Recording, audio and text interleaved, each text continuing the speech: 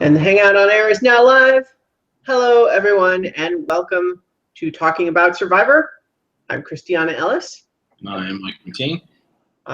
Tonight, we are going to be talking about Episode 2 of Survivor Season 32, Kaoh Rong.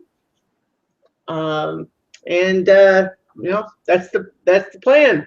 And boy, I don't know about you. This episode seemed like it went really fast for me. Like it felt short. But maybe it's just because they spent a lot of time at the tribal council because it was so bizarre. Yeah, I'm not sure. It's hard for me to judge because when I was watching it, I was on solo puppy duty. Mm-hmm. My fiance was out of town, so I was I watched it and I paid attention, but there was like the tracking of time when you're like constantly like, the puppy got up and walked out of the room. You gotta go see what he's doing. Like, yeah, it didn't. I don't have a gauge on that, so I can't support or. Well, yeah. I mean, I know the episode wasn't actually short, and maybe part of what I don't know if I felt the same way because I watched it in a different mindset. Yeah. Right. Well, yeah. So in any case, I mean, it's also possible that it felt a little bit short just because we're comparing it to the 90-minute episode last week. Also true. Yeah. But boy, we've talked in the past about various times where someone just screws up during tribal council and just makes things go wrong. Keith's, stick to the plan is a notable example, but this one was just striking. This was one of the worst I've ever seen that didn't involve like the mishandling of an idol. Right. Yeah. It was just kind of, or with even no idol involved, like because Keith's at least an idol involved. Yeah, like something to trip up the normal flow of conversation, like an idol.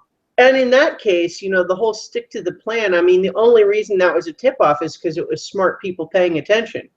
With this one, it was really just laid out there. Like you didn't have to be paying attention and catch. Wait a minute, what does that mean? She pretty much just explained it and then had to try to backtrack because she realized how terrible it sounded once everyone started reacting to it. Oh yeah, and so she was in full-on scramble for the whole rest of the tribal council, and Alicia's just sitting there eating it up. Although I have mixed feelings about how she handled that too. Sorry, Luna's messing around with a plastic container under my chair. Yeah, I have mixed feelings about it too. But where I kind of fall is she was put in kind of an awkward spot in that when what's her name? Jennifer started to realize the mistake she made. Her immediate reaction was, "Oh, I'll just say this was all Alicia's plan," and that didn't put her in a really fair spot, which made it difficult for her to respond in a. Well, like in my read of the tribal council, and we'll maybe come back to it more at the end, but just my read was that it was Alicia that threw Jennifer under the bus first because she smelled blood in the water and seized the opportunity to have the focus be on anyone but her. That's true. Yeah. But in any case, that's at the end of the episode. So let's rewind. Just real quick. Okay. Thought, knowing what we know was likely to happen without this going down, you can see why Alicia was looking for that opportunity because she was likely to be the one booted out. Yeah. Right. But one of the other options was that if Sydney could still be persuaded, they could still actually proceed because they had 3 women and 2 guys. They could have done it. Oh, I see what you're saying. She could have, instead of going after Jennifer, she could have said, "Hey, if they're clearly your whole thing isn't working, maybe we should go back to that." Yeah. But by turning on Jennifer, it made it impossible for Sydney to do anything other than what she did. Oh yeah. So, but in any case, I actually felt going in though that I didn't think Sydney was really on board. But anyway, let's come back to that and we'll discuss it in plenty more because detail. I think well, yeah, I don't want you to sell Sydney short in what she. We'll get to it. Yeah. Yeah. Oh, I in no way meant to imply that or was trying to sell Sydney short. It was more that a matter that I thought she was making the right decision to be suspicious of this plan. Yeah. Yeah. But so in any case, we started the episode with Alicia kind of in a, continuing to be in her sort of squirrely, frantic mode where everyone's like, so do you trust us now that we kept you? And she's kind of like, oh yeah, great. Except that she really doesn't trust them because it's like, why were you saying so many bad things about me if you really, if I really wasn't in any danger? And then, of course, we know that she was. So it's all kind of made up. So whether people change their mind and Yeah. So she is right to still not really trust them. And they're kind of like, I'm not blaming them or implying that it was wrong for them to do, but I think just in terms of being aware of the reality of the situation, them trying to insist, so do you trust us now, is disingenuous because she shouldn't. Yeah, you're right. But at the same time, Scott seems to be like, he's one of those guys that sort of wants to just sort of go along to get along, and until he has to actually vote for someone, everybody's on the same team. I don't see why it has to be anything different than that. That seems like that's kind of his approach most of the time. But even still, so like when he was saying, do you trust us now? I didn't get from him that it was like this sneaky ulterior motive thing. It was more like he had been irritated with her for not declaring her loyalty before. And now he was trying to get her to close that loop for him. Yeah. Yeah, because he wants it to be a cohesive team. He's used to playing on teams. This is kind of weird for him, and he's probably used to, if there's a blow up or, someone's traded or there's discontent in the locker room, that once whatever happened, that, okay, now we go back to being a team. That's how it works. That's how it has to work. Yeah. But so in the meantime, though, we cut away from that discussion to Jason basically saying, well, yeah, she should feel scared because she is absolutely still the next person to go. She was almost the person to go this time. Yeah. And not only that, but Jennifer and Jason and Scott are actually kind of feeling like dealing with her in this sort of high energy. So dealing with Alicia in this sort of high energy, frightened mode that she's in is kind of frustrating enough or annoying enough that they're feeling like maybe they should have just gone ahead and gotten rid of her first. Yes. Sorry, my wheels are still turning on the whole Scott thing. Okay, no, go ahead. Yeah. Well, because I'm thinking we've never seen, that I can remember, a professional basketball player on the show. I believe that's correct. We've seen other professional athletes, typically football, things like that. Mm-hmm. So I just wonder, if that mentality is that sort of like being able to shut out what is going on and refocus on the team mentality is more ingrained in a basketball player. Because think about this, like, okay, say if one of your teammates is traded in football, that is 122 of your starting lineup, and most football teams run way more than 22 people out there, obviously, 11 on the offense, 11 on defense. There tend to be about 3 depths at most positions outside of like the quarterback, and the ones that play every down. In basketball, if one of your teammates is traded, that's 20% of your team. You're losing a huge chunk of your team and bringing in a new member, a new thing, and having to refocus and still play as a unit. And so maybe by having played professional basketball for so many years, which has lots of trades, it's very fluid, maybe even more fluid than football, especially when you think about it in that mentality of there are less people involved, so every person is a higher percentage of the whole unit. Every time someone changes, that's a larger part of the team, percentage-wise. So maybe that is part of why he has that mentality that you discussed, is it's like, okay, well, whatever happened. We lost a person that we liked, or we lost a person that we didn't like. We have a new, things have changed, but we still have to do this team thing. Maybe that builds in him it's much more ingrained because of being a basketball player. I don't know that's the case. It's just, no, I mean, kind of struck you right. He is very, very focused on that, Yeah, like I think you might be onto something there. I think there's also an element of something that is not unique to athletes in any way, but just this idea, like the people who are not necessarily as up on the strategic elements of Survivor.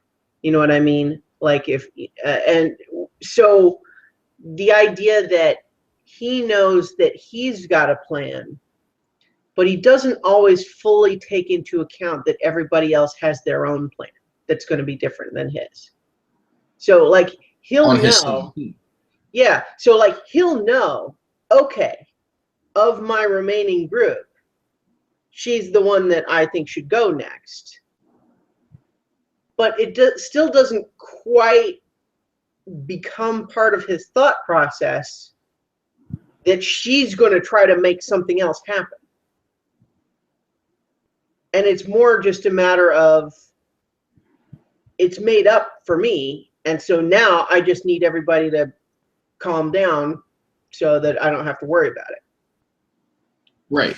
I agree with you. And I wonder if part of that, again, it relates back to his life as a professional athlete. Not to say that other people haven't had that mentality, but his particular reason for having that mentality, because it's not that he's unaware of game theory and that, other people are trying to plan against what your plan is. Well, certainly I think, like if you asked him, he'd say, well, of course, but there's a difference. Right, but what I was going to go to then is, but what he's used to is that it's the opponent, the opposing team that is making that plan. What maybe isn't sinking in with him is that he has opponents within his own team. That part of Survivor maybe hasn't clicked in yet. Yeah, he totally gets that if they're competing with the other team, they're going to have a plan, and that may serve him well at like the merge. If they're very engendered in their, or entrenched in their teams, then he will understand that the other teams are going to be trying to manipulate his team. But where he's missing is that his team could also be making plans within and among against what he's. Yeah, honestly, I think it's one of the things that makes Survivor such a great game and so exciting to watch season after season, is that there's this cognitive dissonance just inherent to the game that's like inseparable from the whole concept of the game, which is that you can't get to the end by yourself, but only one person can win. And so that push-pull between needing other people's help and then eventually needing to push them away, that creates a tension because those two things are not compatible. And so it always has to be a question of balancing it. and so that's really difficult. It just produces this kind of a tension there, and a tension as opposed to attention. You know what I mean? Yeah. So I think that it's one of those things that certainly anybody can like understand rationally that that's what's happening, but I think really accepting it emotionally when you're dealing with the real people and you're really there on the island with them is probably very difficult. Oh yeah, and I think that's part of why I really latched onto this with him in particular is not because I'm trying to like identify his psyche as a professional athlete. I think what the real motivation for me in like wanting to have this conversation a little bit deeper is I like sports and I like Survivor, and I like them for a lot of the same reasons, but I like Survivor in a different way because of that particular element. And that's where I was trying to like say is like in sports it's very clear. Yeah. Your team versus the other team. I'm rooting for is the good team. Yeah. And the team that is playing against them wearing a different color is the bad team. And my team should all work together and I want them to do well. And they all want each other to do well, ideally. And if they don't, then they're considered they will be a bad team and they won't win. But in this game, the people amongst your own team are also your opponents because like you said, only one person can win. A team does not win Survivor. Right. So the people within your team, that push-pull, like you said, it's how do you maintain that team mentality when your team is also your opponent? Yeah. In the grand scheme. And that's kind of a fun layer to this that is different than just watching a sporting event. Right. So thank you for indulging me. Oh, no. What is this podcast if not to indulge each other in these sorts of conversations? That's kind of the whole point. But in the meantime, over at the Beauty Tribe, we have Ty wanting to do some more idol hunting, but he recognizes that he needs a bit of a better cover this time. Honestly, it felt to me like he was kind of half-assing it again, except that at least this time it was already a case where everybody else was kind of doing something in the water and he was already sort of not doing it with them. So it wasn't just like he's with them and then just suddenly vanishes, provoking everybody to ask the question, where is he? Exactly. But that said, the five of them out in the water, noting that he's not with them, and then they don't see him on the beach anymore. I mean, what other conclusion could they make? Here, let me. Sorry, I'm trying to mute while she's barking there. She was literally under my chair when she heard some sort of a noise. But yeah, so in any case, though, he does a little better in terms of having cover. Here, you talk for a second. So, you want to talk about dogs acknowledging noises? My puppy was out in the backyard the other day using the bathroom, and the dog next door barked. I've never seen a trip to the bathroom end so abruptly. He just tightened up. Well, it's alarming. I was kind of. I know that wasn't what you wanted me to talk about. Yeah, we're going to talk about Survivor, but that's all right. So in any case, now that Luna calms down for the moment, so he finds a wrinkle that for this season is that he finds a clue that tells him to dig something up that's right near there. It tells him he needs to follow a map to get a key to climb a tree to open a box that has the idol in it. And that box at the top of that tree, like that's a non-trivial challenge to get up there. Yes. Like we've seen him climb trees already this season, but this one he might try again, but at least in his first attempt he couldn't do it.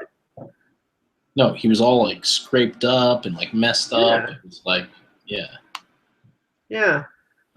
So that's an interesting wrinkle. But then there's also like I felt like they didn't. There's another wrinkle to the idols where if you can end up with two idols in your possession, they can combine in an interesting way this season. Now I felt like I didn't rewind to figure out exactly what they said about that in the episode. I felt like they said something, so I just looked it up online. Do you recall what it actually said in the note he read? No, I was fairly distracted at this point. Yeah. So, and I also didn't rewind because I was like, how important can it be? It's all pre-credit, but then I realized it probably was important, and I was going to rewatch it, but I didn't. Yeah. So this may be an element of spoiler because I may be including some detail that hasn't been shown on the actual episode. Because what happened is I felt like there was something I didn't quite understand, and so instead of rewinding, I just looked it up. But apparently, what is going to happen with the idols this season is that if you have just one, it works just like they always do. But if you can end up with two, whether you find two on your own or whether you decide to join forces with someone else that has one, the two of them together can be used like the very first hidden idols were, meaning you can play it after the votes are cast. But does it only count as one? It only counts as one if that's how you use it. So it can be two before the votes or one after the votes. I dig it. Yeah, that's kind of a cool wrinkle, although it does seem like it would be quite possible for that series of events to just never happen. You know what I mean? It's like it's not a given that they would ever end up in a situation where they would use it like that. Yeah. But we'll see. I think it's a neat idea, so we'll just have to see if that actually ends up coming into play or not. Well, if I could see if both of you know, yeah, you're right. Well, yeah, I guess it still has to be a unique series of events. But if you both know that's how it can be used, you can agree if there's ever a situation where one of us is the one that's voted out. Yeah, that we can. Then Wonder Twin powers activate. Yeah. Our two halves together, and yeah. And that would be an interesting case too, where someone maybe makes that promise, but then it comes right down to it, and they're like, "No, nope." That would be funny. And the other thing that would be funny is if they're sitting there and they've got this great plan, and then the votes are split between the two of them. Yeah. And they're like, "Uh-oh." So that's a neat idea, and I also think it's neat that like last season had the fun idea of hiding the idols at the challenge, and then this one of just making it where like you know where it is, but it's actively difficult to do, right? Like just physically. And then the other element that the combining might produce, even if no one ever plays the combined idol, is that people might be more inclined to say if they have an idol because they want to be able to find out if someone else has one so that maybe it could be combined. Well, that, and it brings back in the element that existed with the first idol in that you can leverage the fact that you have it. Mm-hmm. Like if you have if you yourself have the super idol, or if it's two of you that could combine them, you can just bully people with that. You just say, well, can't vote for us. We'll just turn it around on you. But again, you have to do that carefully so that the votes aren't split between the two of you, and although if you think that's going to happen, you can then play the idols prior to the vote, eliminate both of your votes, and whoever the two of you choose to vote for goes. Yeah, So it's it brings a lot of, I like it because it brings a lot of extra calculation in. yeah, yeah. Even if nobody ever plays the combined idol, just the possibility of it adds all these extra pieces.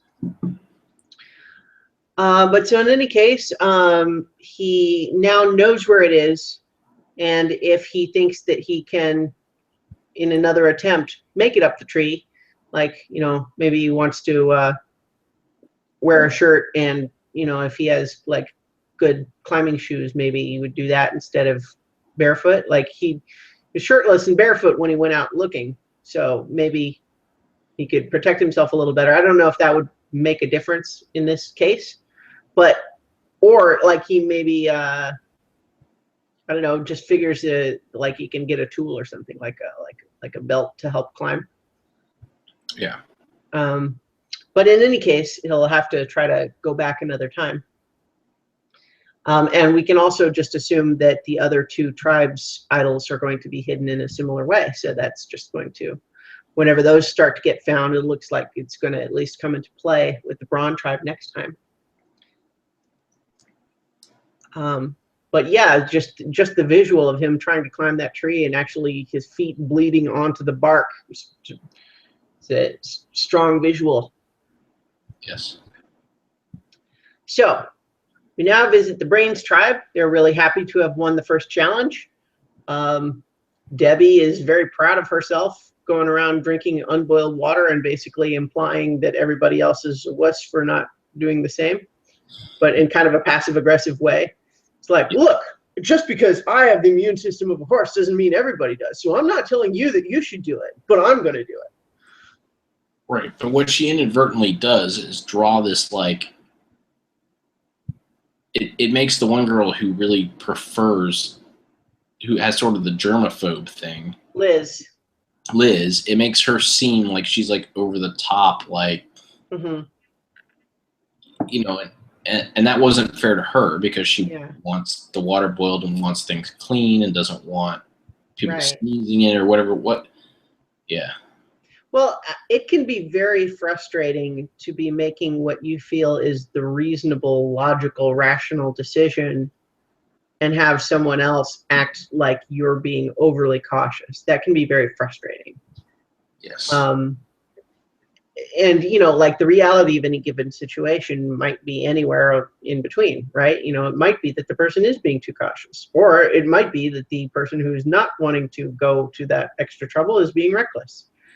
And in this case, you know, chemist or not, a little bit of both. Like, yeah, I think she's being slightly more reckless than she needs to be. Yeah. And Liz is probably slightly more cautious because she does appear to be like somewhat of a germaphobe, you know, and like is kind of wears that a little bit on her sleeve, but not unreasonably so, you know. Incidentally, one of the extra scenes that's in Dalton Ross's recap is even though what's his name implied that Liz's charcoal water filter didn't even work. That's how he describes it in the episode. According to her, it does work, and what it does is not to make it clean like equivalent to boiling, but it improves the taste because you are filtering out other impurities. So according to that deleted scene where she talks about making it, she is proud of herself for having made something that improves the taste of the water. Right. But that takes away from the narrative of painting her like a book smart, not actually being able to do anything. Yeah. Oh, I think it was Joe that was talking about that because he was feeling like, yeah, the whole book smart versus street smart thing. But yeah, so at the same time, we have both Joe and Debbie both kind of rubbing the rest of their tribe the wrong way a little bit. Like everyone seems, it's kind of that whole mood where like nobody has gotten to the point of being so irritated that they snap at each other or yell or anything, but there's sort of a strained tolerance of like, well, we're all here, so let's try to get along. smiling with gritted teeth, that sort of thing. Yep. Then let's see. Oh, and then here's where we got the whole bromance sequence. We jump back over to the beauty tribe, and we have Ty and Caleb. Caleb has the appetite of a child, whereas Caleb is sharpening the machete and knows where Ty sleeps, and where he sleeps apparently is cuddled up against Caleb, and all of this was just. It was just fun. It was charming. These two guys. It was really fun, and I loved both of them for it, because when it first started to happen, like, I know we sort of got the whole unlikely bromance in the preview, but it still didn't feel like that's how this was going to go down, because of, like, Caleb's just this, guy. Like, he's going to be weird with, like, Ty saying that stuff to him, and Ty's kind of the outcast of the group, and, like, he's,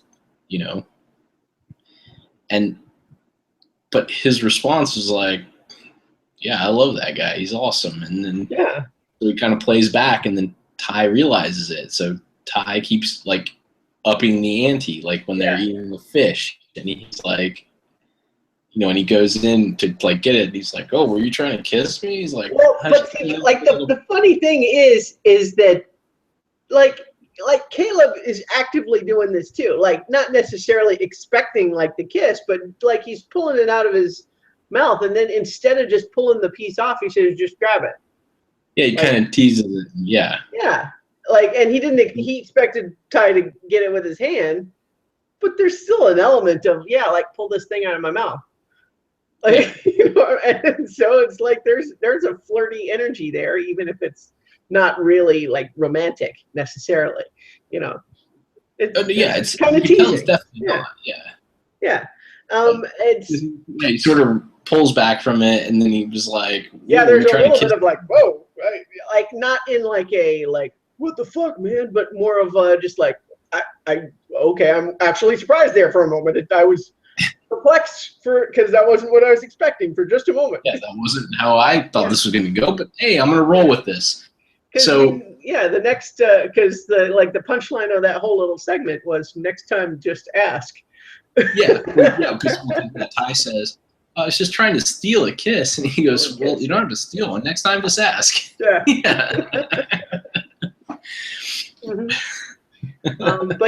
and just, like, for example, Ty daring Caleb to suck the eyes out of the crab, and he does it. It's like these two guys are so different in that sort of, like, you might anticipate that would result in conflict, but instead they both just seem to genuinely enjoy the difference between them.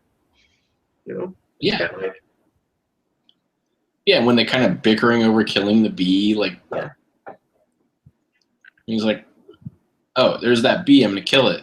No, we don't kill any living thing. He was here before us, and we moved into his place, and you're like, dude, it's a bee. Let me kill it. Like, no.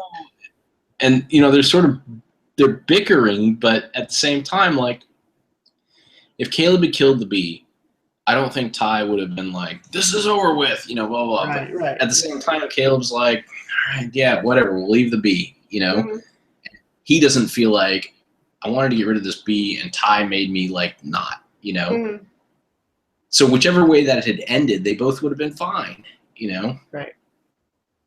And Caleb rescinded to, you know what, Ty has a stronger conviction about this than I do, so I'm not going to kill the bee. Right. I don't need to go out of my way to kill a bee that's not actually bothering me at the moment. But so all of that was fun. And I hope those two continue to have many adventures together over the course of the season. So we jump back over to the Brains tribe and learn how they lost most of their lighter fluid and let the matches get wet. At least Liz seems to be saying that Joe did it, although I felt like something about that seemed fishy. Like, was there really just a consensus that he did it? Like, that it was his fault somehow? Yeah, I don't I'm not positive. You know. And it may be too that like his determination to keep working at it and him being a little bit short with Liz was partly the result of him knowing that he kind of screwed up and he's trying to fix it. So that might have been part of what was going on with him, but then she kind of gets emotional about it. And I had really mixed feelings watching her confessional because on the one hand, just you can have empathy with someone who's in an emotional state and you can understand that, you know, being dehydrated and feeling weak and this is all a very stressful situation. That's like, that's, you know, that would make anyone emotional. But on the other hand, the whole bit of like, Joe just doesn't seem to understand that I just really need to get a fire going. And I'm like, everybody wants the fire going. You're not special in that regard. So that part of her little confessional kind of rubbed me the wrong way. Yeah, I can see that. It's not. I'm not saying I don't like her now or anything, but I did just feel like maybe it's chalked up to her just feeling especially emotional at that moment. But I just feel like she was being kind of selfish, like everyone else was like there to make sure her needs were taken care of. And she was frustrated that they weren't doing it right. That sort of thing. I don't want to put too much of that on her, but that was kind of just the reaction I felt watching her say that. Yeah.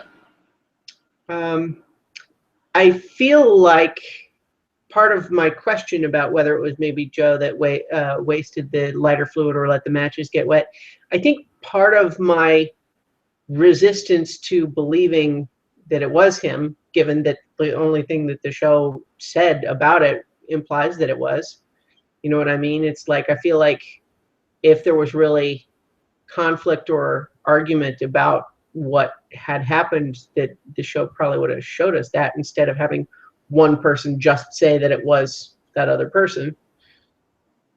You know, it's like if Joe had kind of just taken ownership of like, oh, I'll be in charge of the fire. Yeah.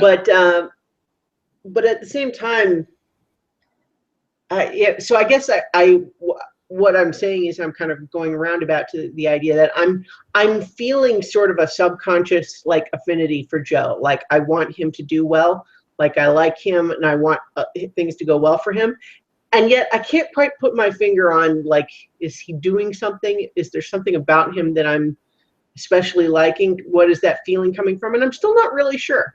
I'm just sort of like, it's indirect.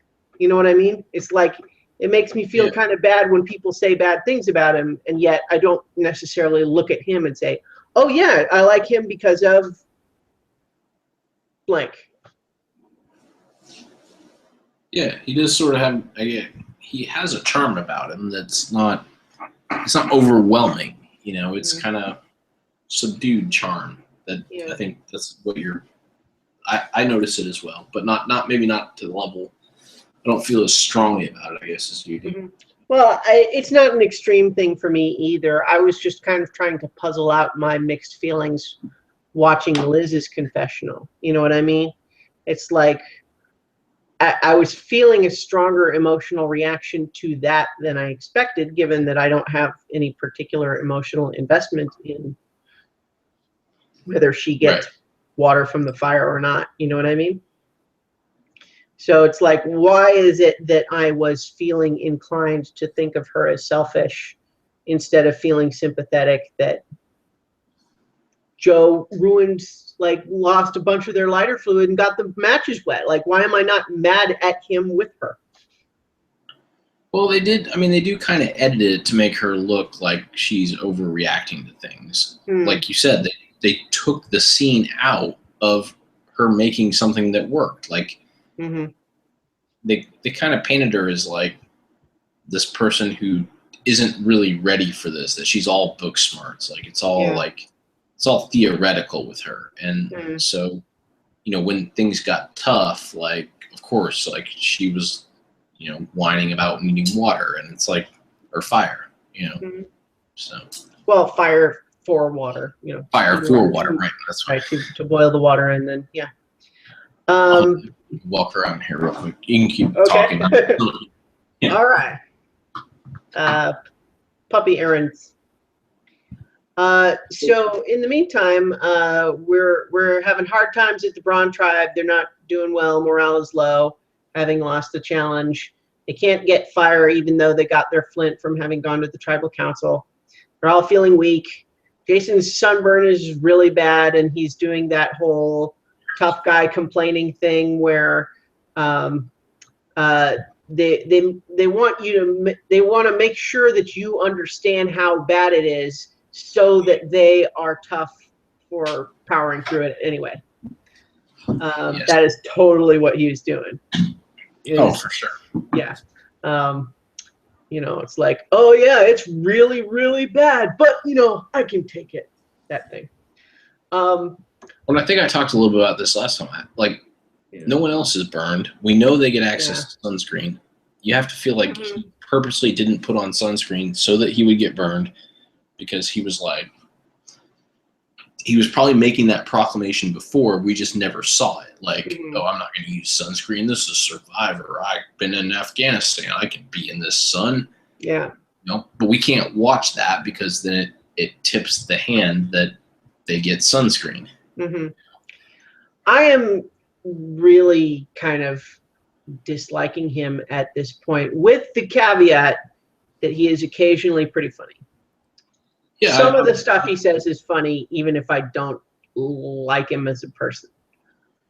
Yeah, I'm not actively rooting for him to be off of it, but if he was a person to go, it wouldn't break my heart. Right.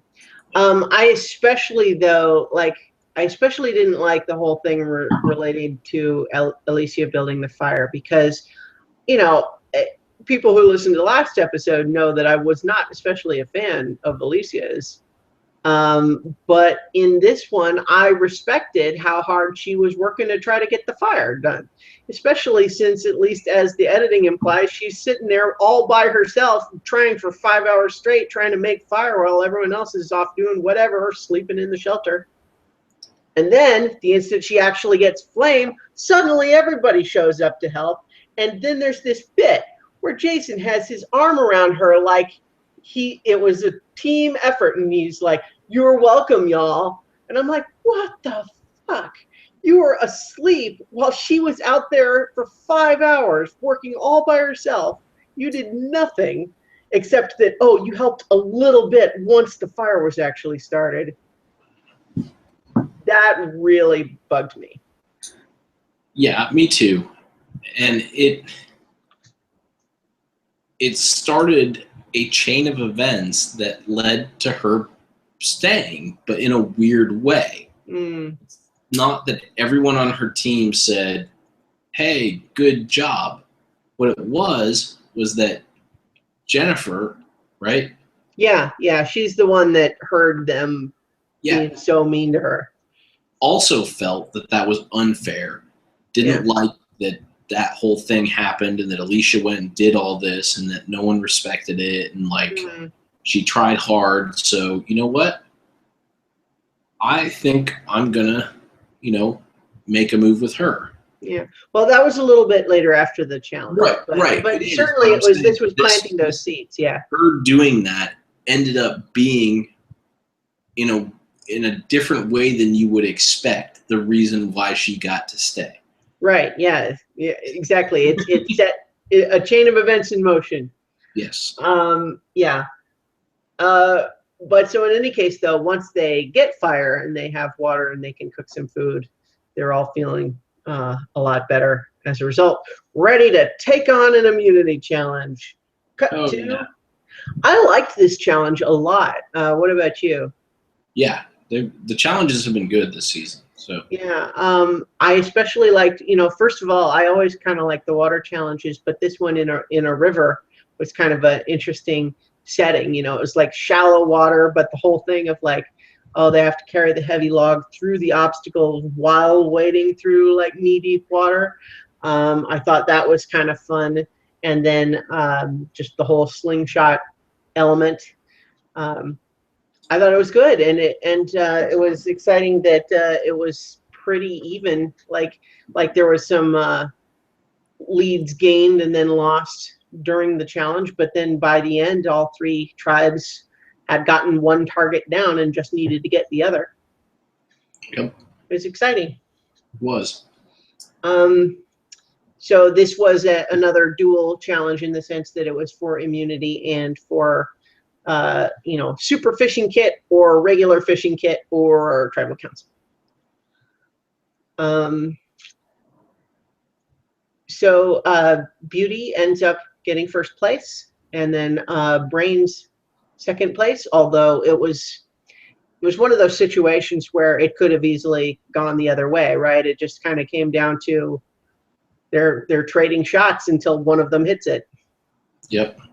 So it's one of those cases where it's tempting. Like, it's tempting to say, oh, this is the Brawn tribe and they've lost 2 physical challenges in a row. It's like, well, yeah, but it's not really a case of like somehow they're just falling down as a team completely. Like, certainly if you do better at the earlier part, then you have more time for the later part. But there's just an element too where at the end it really could have gone the other way, and then you wouldn't still say that the other tribe. See what I mean? I do. However, I do feel a little bit like, their teamwork through the earlier part was not, at least from the edit, it looked like the Brains tribe had a better plan and teamwork element to move through the obstacle. Yeah, because they had fallen behind before that rope obstacle, and then ended up finishing that obstacle before the Brawn tribe did. Right. So you have to look at that a little bit and say, you know what, they did have more opportunity to get the targets, even if they did end up in the same place. Like, they were in a better position. Maybe they were retrieving their balls quicker because they were working as a team. Mm-hmm. They had more shots, so they had a better feel for it. Yes, it was close by that measure, but I think the Brawn tribe definitely is not functioning as a unit very well. Yeah, and I think that's true. But I think it's also just a matter of sometimes we end up looking at the whole narrative from through the lens of the final outcome. You know what I mean? Yeah, no, yeah. And that's why I said I agree with you there that it's not that they've been getting their just ass beat twice in a row, but right. I don't want to completely discount the fact that I think there is a little bit of the team chemistry is missing a little bit. Well, and it's true also that if we just talk about the hypothetical theory craft of it or whatever, in the sense of they're the Brawn tribe, they're supposed to be the strong ones.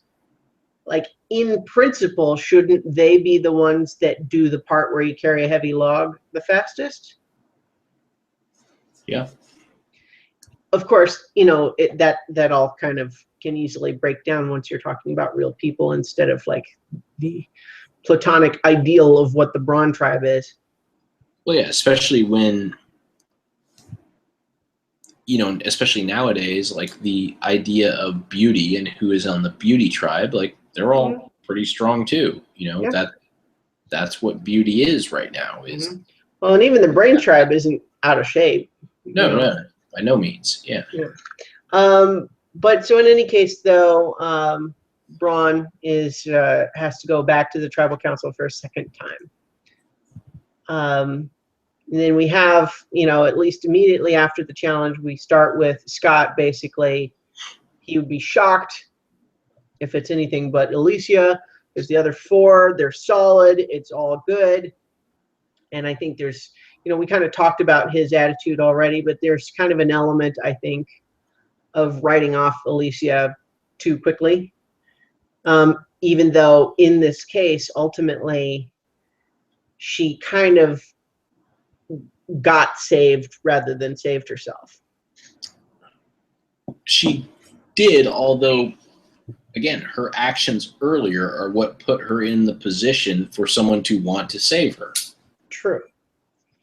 Right. And that's absolutely true. And so basically there was this whole element of mostly Jason, but Scott not shutting him down and contributing a little bit, saying mean things about Alicia behind her back, that just really rubbed Jennifer the wrong way. And Sydney seemed less worried about it, but not disagreeing either. Like, she maybe wouldn't have taken action, but she clearly also felt that way, that was a little bit off-putting, the way they were talking about her. Right. And then honestly, once Jennifer saw this idea and went to talk to Alicia about it, I want to give Alicia some credit for making a pretty damn good case for why the Lady Alliance would make sense in this instance. Is that, look, this tribe is already not going super well. I think we need to, like, we can pretty much count on there being some sort of a tribe mix-up sooner rather than later. So if the three of us can, get rid of Jason and then Scott, we can probably count on there being a tribe mix-up between now and then.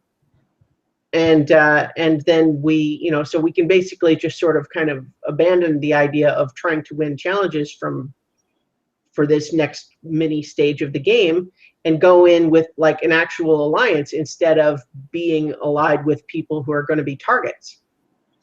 Yep. And I thought this, like, wow, that's actually a really good argument in favor of doing that.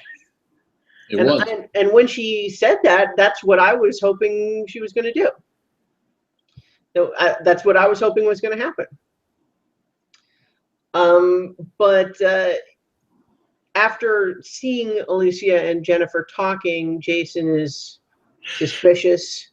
And I have to also give Jason credit for this in the sense that he ends up just putting a bug in Scott's ear and making Scott be the one to actually go and sort of provoke the conflict. Mm-hmm. You know what I mean? Like, he's having Scott be his shield in this case. And I don't especially like, I think he's kind of a mean person, but that's a smart play. And so for Scott kind of going over and questioning Jennifer, and she feels bad having to lie to him, and then all of a sudden is in this place of like, well, okay, I don't like Jason, but Jason is with Scott, and so if I betray Jason, that's betraying Scott too, and I'm not sure how I feel about that. And then so she's being wishy-washy to Sydney, and Sydney's just like, oh, come on, look, are we doing this or not? And so it was at this point, obviously I don't think any of us could have predicted what Jennifer was going to do at the tribal council.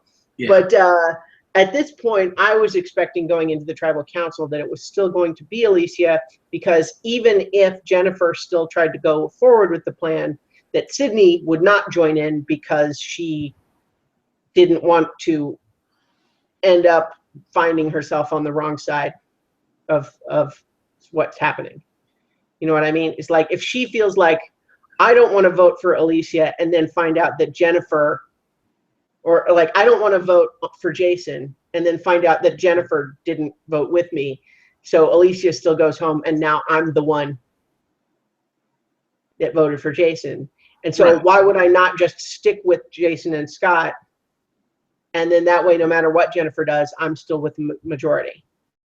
And so that's what honestly just made the most sense for Sydney once Jennifer had demonstrated that she was not committed to moving forward with that idea. Right, and that's why I wanted to make sure that we gave Sydney the credit that was due to her, and that she was ready to go with the plan. It's not like she blew this up. Like, Sydney was willing to vote for Jason. Yeah. Like, Jason could have gone home. Like, Sydney had nothing to do with that. It was Jennifer.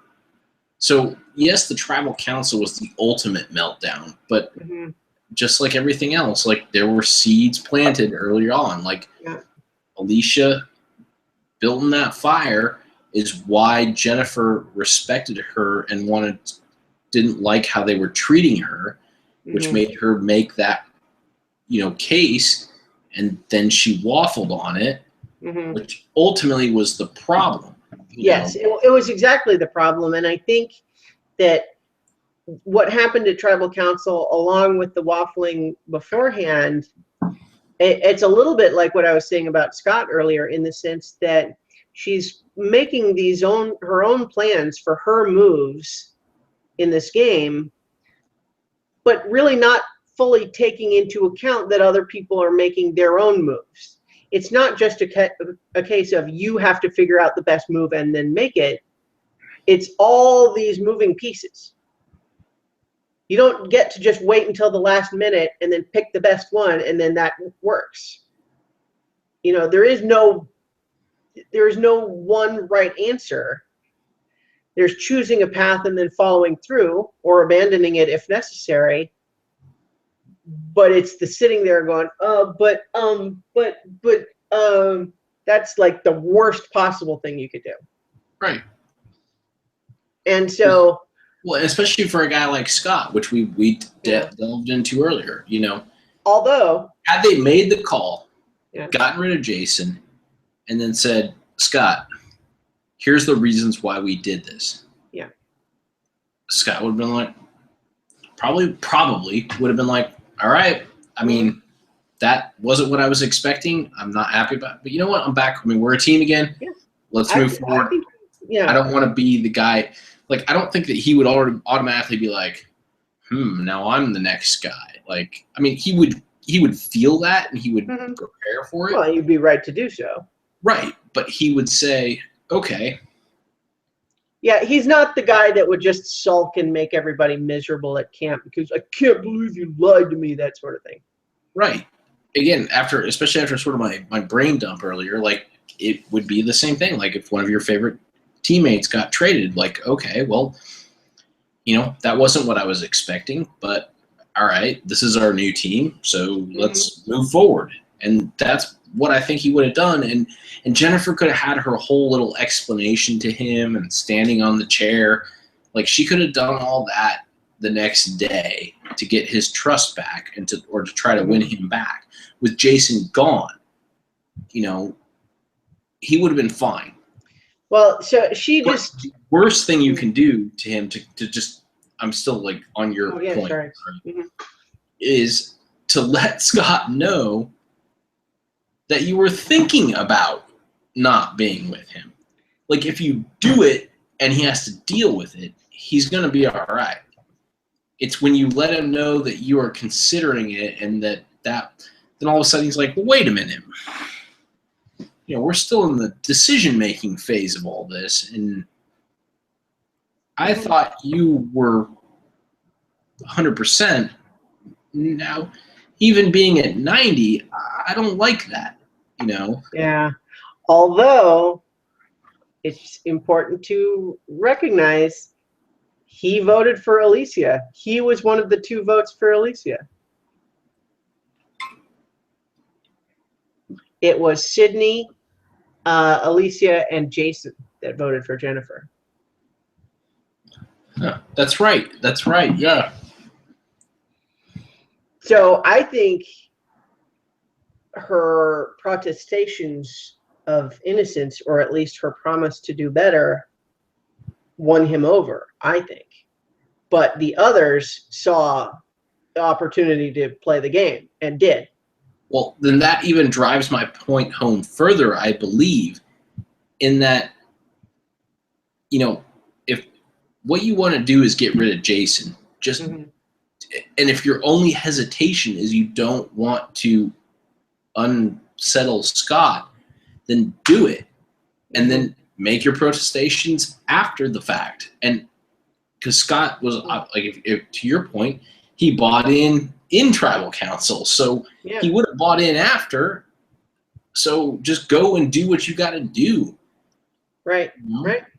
And what's even worse, sorry. Yeah, no, keep going. Is don't proclaim to everyone that you were waffling on this. Like, if this had been like, because that would have cut Alicia's legs out from under her if Jennifer had gone in and they were all set and they were all straight and she never said anything about it. And Alicia was like, well, Jennifer came to me with this idea, and be like, yeah, no, you're on. She's going. She's just trying to make trouble. Yep. All words she said after she talked about entertaining the idea. Yeah. You know, if she had never said that, if she had just literally said, no, we're all good, and Alicia been like, no, wait, you know, you came to me and you said this, this, and this, and Jennifer's like, yeah, whatever, bottom person. Yeah.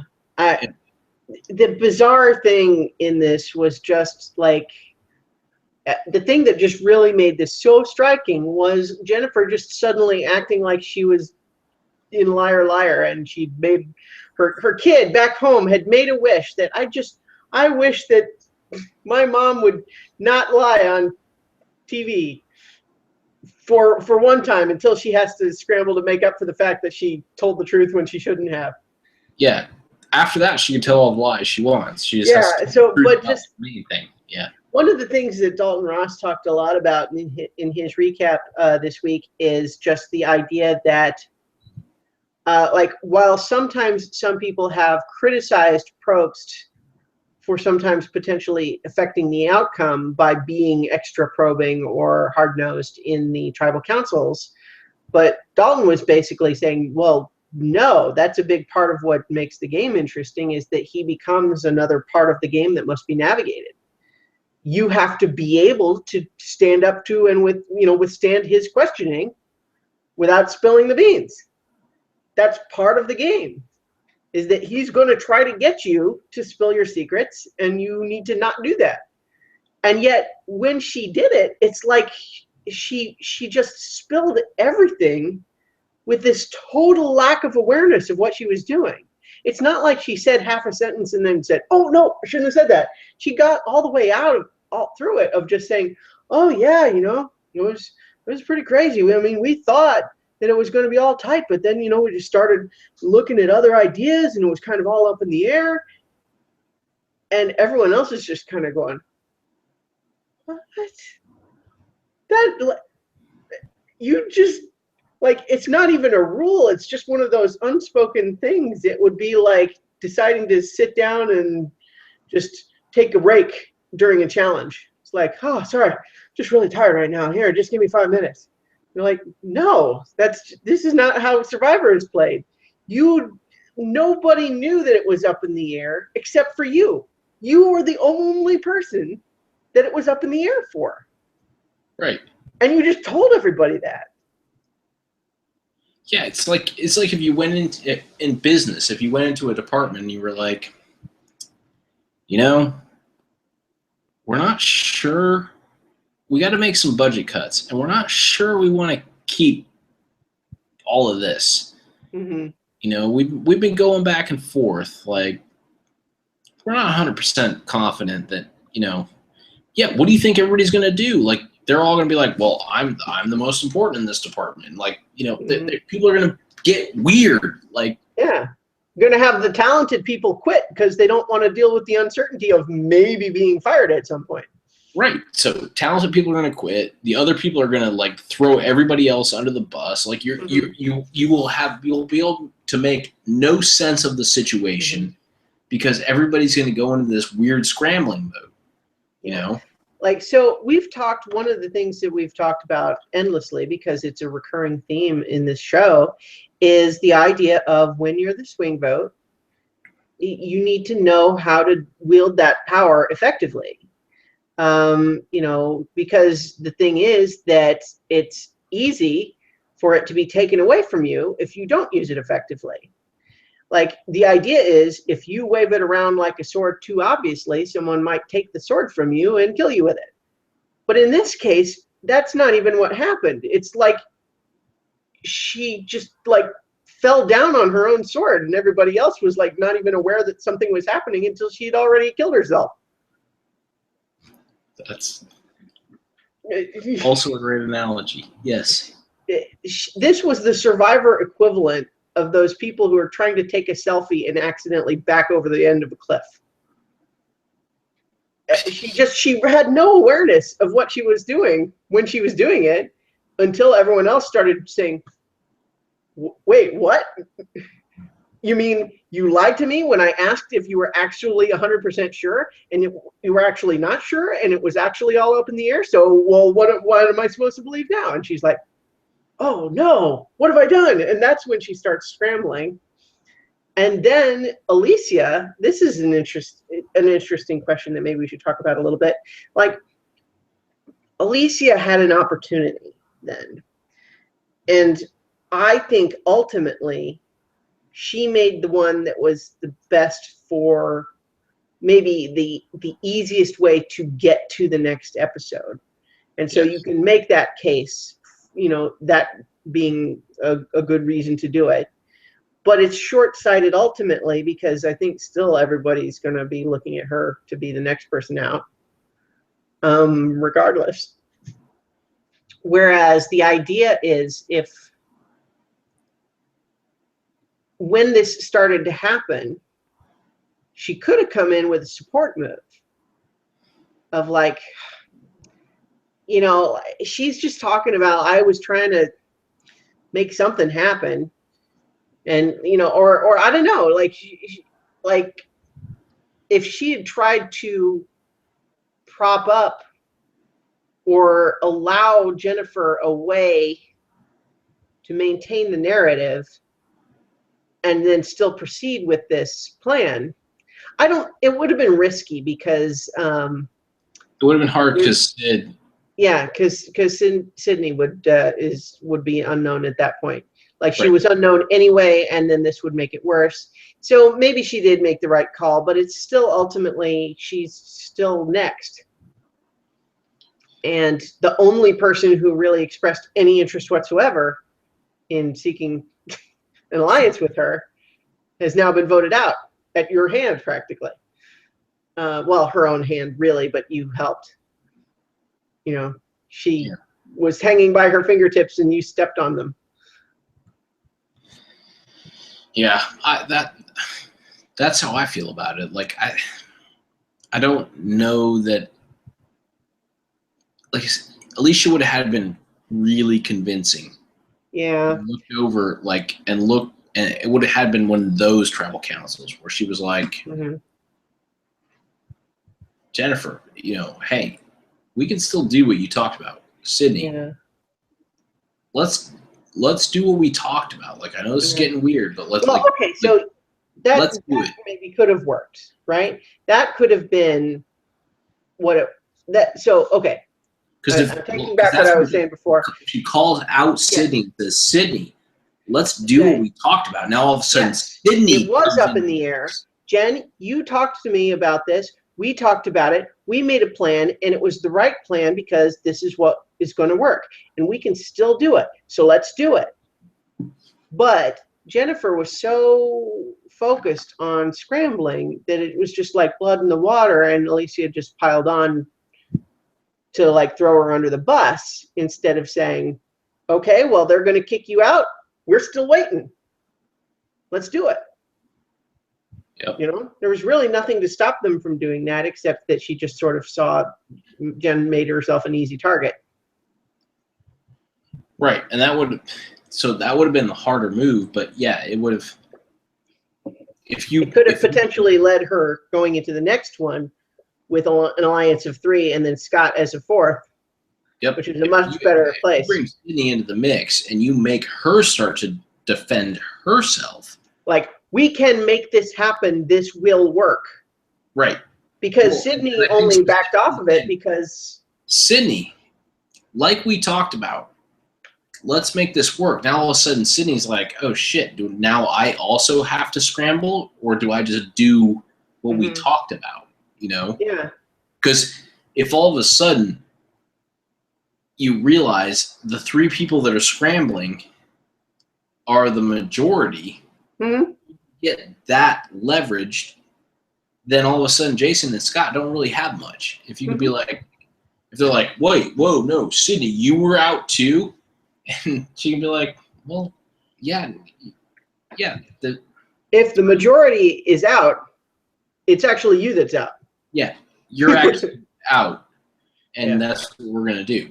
So if they could have turned that narrative, but you know, Jennifer decided her best play was to throw Alicia under the bus and say she was 100% with them after she had very clearly stated that she was not at one point. Like, that was never going to be repaired. Like, not there. You know, the train wreck, like, you can see how it happened, but like the train wreck of it was just, Sorry, I was muted there for a moment. That's all right. It was. Oh, I'm hearing an echo of myself now.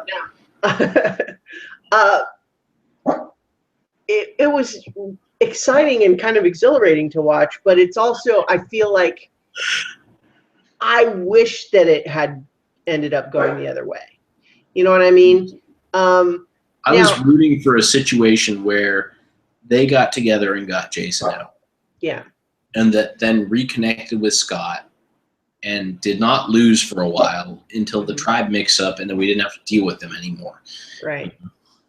So it was this case where it could have gone that way, except, you know, first of all, you know, Jen completely shot herself, not even in the foot, but like in the head. And then Alicia kicked her off the cliff, and it was all she wrote at that point. But at the same time, I think that it was only because the belated reaction of how bad she had screwed up that made Jennifer so inclined to try to recover that ground instead of being able to just say, oh, okay, well, it's out in the open now, we might as well just do it. Yeah. And either she or Alicia could have made that call, right? Because even once Alicia started trying to throw her under the bus like that, could have just said, okay, yeah, you know, it's true. We decided that, we discussed it, and here's the plan. We discussed it, the three of us. There's three of us, just like Jeff said in this initial question when he was clearly fishing and you decided to throw yourself out of the water into his boat. But there's three of us. We can just vote them out. There's nothing they can do about it. But instead, she just got, you know, Jennifer got so defensive because she was panicking. And so I think it was kind of fascinating to watch, just because it is one of the bigger strategic screw-ups we've seen in a long time. And it was just so kind of casually tossed out there. Yeah. Yeah, the way this unraveled was like, what? Mm-hmm. Yeah. So it was just like one last thing that I was amused by. There was actually a couple of bits that I was amused by from Jason. One that was more just I enjoyed his malapropism when he said that the game turns at the drop of a dime, which is kind of obvious what two phrases he's talking about there. But then the drop of the dime kind of becomes like a whole other figure of speech, like when you're dropping a dime on someone, you know, like you're ratting them out. Yeah. And so, like, stopping on a dime, turning at the drop of a hat. or turning at the drop of a dime. I kind of liked that, even though I'm 99% sure it was accidental. Yes. But then the other bit about him just endlessly amused at Jennifer's panicked scrambling to try to make sense of what she, her own story, and why she, she's trying to play the martyr at this point about like, I just can't believe that you guys don't trust me. And he's just kind of like, listen, that's not how the game works.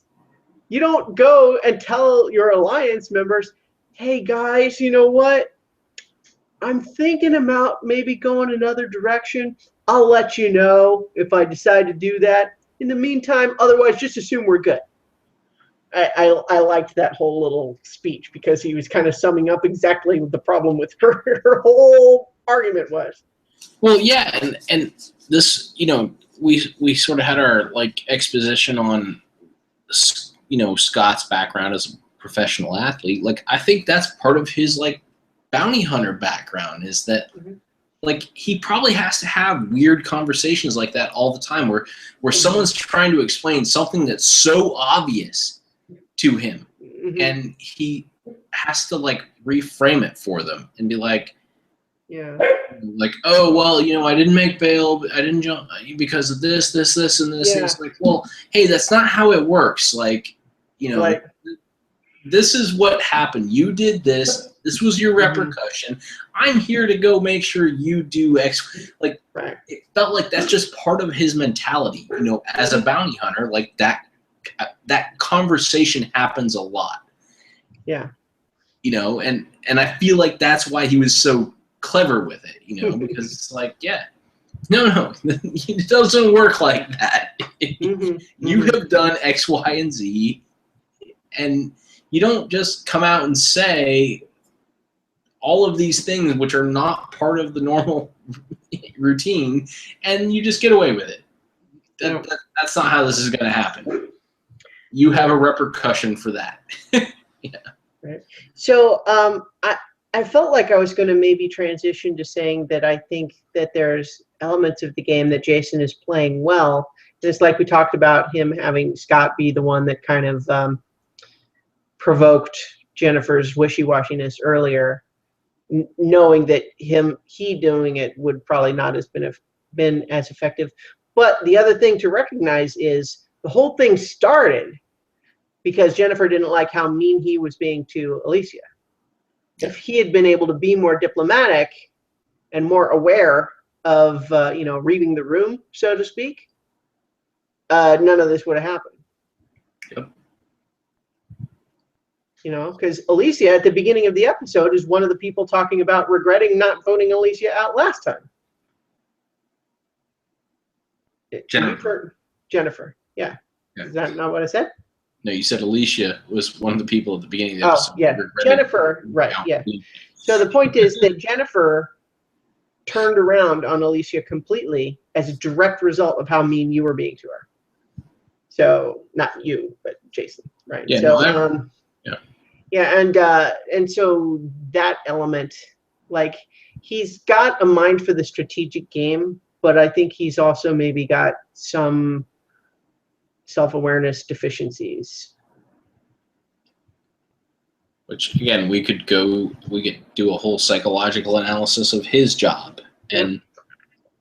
But just as the quick and dirty version, it's got to be tough because his job is not his job isn't about deciding who's done right and who's done wrong. Like, the people he's going to get as a bounty hunter. He's Tommy Lee Jones in The Fugitive. Sort of, but yes. It's probably not that glamorous. Well, I'm mostly just and here's his job, is that, the people that he's going after have, by definition, done something wrong. Now, that doesn't mean that the original thing they did was wrong. That's for the court to decide. Right.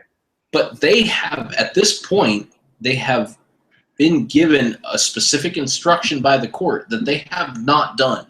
So they have done something wrong. Like, his whole life is about going after people who have done something wrong. Yeah. Even if it's not the greater evil that maybe they supposedly did, that's someone else's decision. Mm-hmm. But that's removed from him.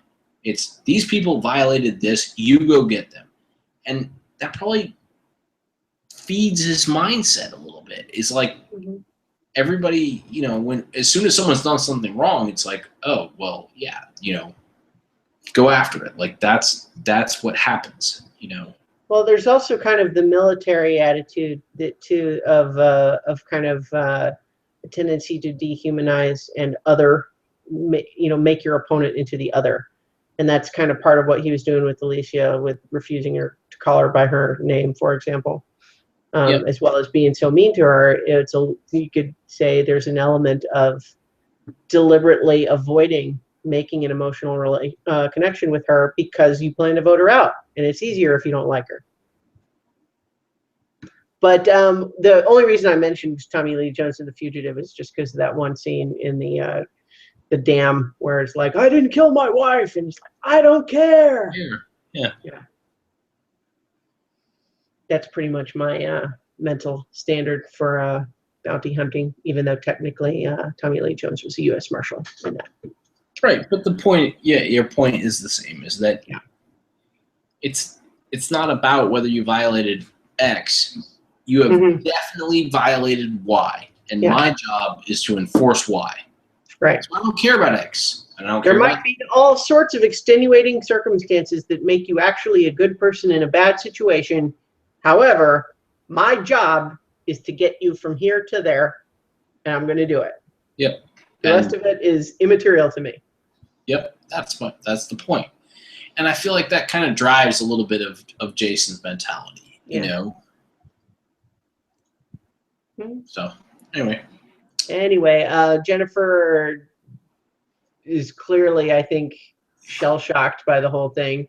She goes out with a passive-aggressive, see you guys, hope you win lots more challenges, with kind of a sarcastic edge, because the last argument she had been trying to make was, you guys are going to lose challenges without me, which by the time she was on that point, it's just like, that's okay. That's your third contradictory argument for what's going on here. Yeah, sure. Okay, we haven't won challenges yet, so yeah, you're the reason. That doesn't, there's no weight to that argument. Right. Well, and then in her final words, she's saying all of the normal exit things and not the ones that we would expect from someone who just blew up their own game very dramatically. And she finishes it with, I have absolutely no regrets. And I'm thinking, really? Not one? Not regretting? I can think of one that I think I would suggest that you will regret when you think about it a little bit more. Yeah. Oh, man. I have no regrets. I laughed out loud when she said that. It was just like, all right. Because she's saying all of the normal words, like someone who gets voted out normally. What a great adventure. I'm so thrilled to be here. Yeah. Disappointed that I'm out so soon, but, it was a good experience. No regrets. Absolutely no regrets. All right. Anyway, I hope that as she comes down from the whole experience, that she's able to have a sense of humor about the whole thing, of just sort of recognizing, I just had a brain fart, and instead of giving the diplomatic answer that I should have, I just laid down exactly what was going on, and it was the worst possible thing I could have said, short of launching into some sort of a racist tirade, and it was that was exactly why I left. But and we obviously don't know how the rest of the season plays out, but and how much they're going to focus on in the post show, but this feels like a thing that Probst would ask about. Oh yeah, totally. This is up there with the people, Eric giving his 2 idols away and then getting voted out. I feel like this is that dramatic. It's certainly on the level of Keith's stick to the plan. I'd say considerably more exciting than that. Yes. And that was pretty exciting. But well, all I'm saying is, again, we don't know what all is going to come in this season. There may be 45 minutes worth of stuff. Oh, sure. Well, we'll see. We've got some great characters. It's also true that he often doesn't have a lot of time to spend with the people who get voted out in the first 6 episodes or so. Typically, but if it's dramatic like this. Yeah. Because the thing is, like, she volunteered every piece of the information. Yeah. Like, it wasn't like she was confronted with it and then had to scramble. It was just like, here's an innocent question that you can answer. It's like, there's all sorts of things that you could have just said. It's like, well, I mean, of course, the idea may have crossed my mind, but you know what? I have a good thing going here. I'm just going to stick with it. Or, could just say, well, all sorts of crazy stuff happening on the beach, like you think you know what's going on, but you can never be sure. Like, you just say stuff like that, all those sorts of non-answers, that's part of the game is being able to do that. In particular, like, if we're talking about forecasting, like, the post-show, like, there's a little bit more to her narrative. Like she literally... Well, yeah, she's also the one who got a bug in her ear. Literally had a bug in her ear. Yeah. Yeah. So there's some traction there. Like, you had a bug in your ear, you got better, and then you fucked up your whole game. Yeah. How do you feel about that? It was just fascinating how quickly that turned. Yes. Anyway. On the drop of a dime, even. The drop of a dime. Anyway, so next time we have Debbie and Joe need to move with a purpose, I guess. And then, of course, the Braun tribe looks like they get to go idol hunting en masse. Or at least we see lots of people running through the jungle. So we'll see how that turns out. Yes. All right. So thank you, everybody, for listening and or watching. We enjoy talking about Survivor. We hope you enjoy hearing us talk about Survivor. We'll be back next week. Next week. All right. Good night, everybody. That's the puppy care coming in. That'll do it to you. All right.